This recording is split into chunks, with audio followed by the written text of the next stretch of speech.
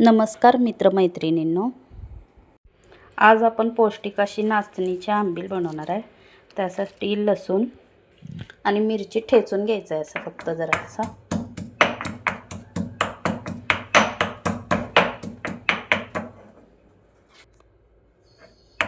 मिरची मी बारीक चिरून घेतलेली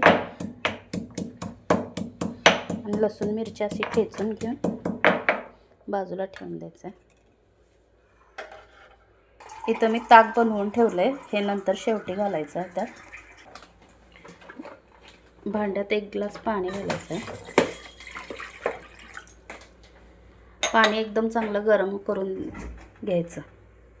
पाणी गरम झाल्यानंतर बरोबर 2 चमचे नाचणीचं पीठ घ्यायचं आहे। हा 1 चमचा घेतला आहे, अजून एक घ्यायचा आणि यात पण पाणी टाकून पातळ करून घेऊया।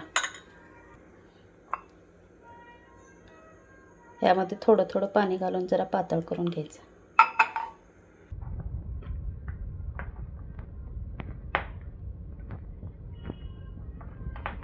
व्यवस्थित गुठळ्या होता कामा नयेत, अशा व्यवस्थित पातळ करून घ्यायचं आहे, जरा जरा करून।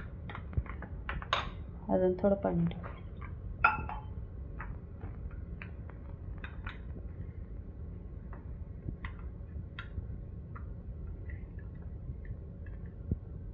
हे छान आता पातळ झाले व्यवस्थित, अजिबात गुठळ्या तयार झालेल्या नाहीत त्यात।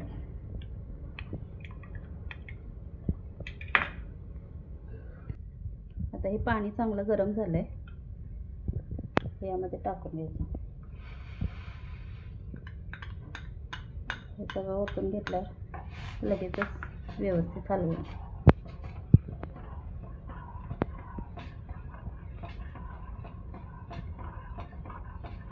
चांगलं ढवळून घ्यायचं व्यवस्थित।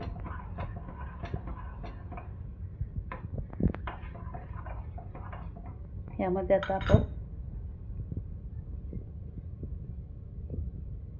मिरची आणि लसूण जो ठेचून ठेवला होता तो टाकूया।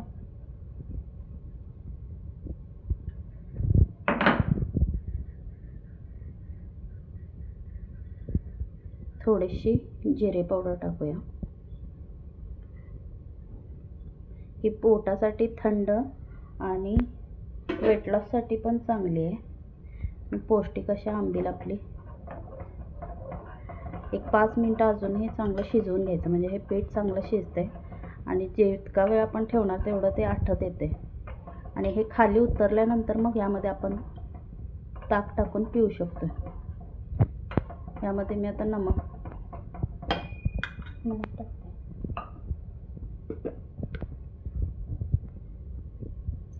चवीनुसार मीठ।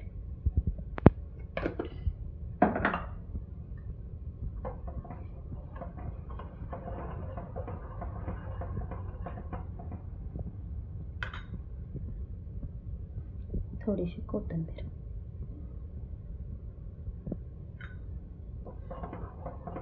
आंबील आपली तयार झालेली आहे।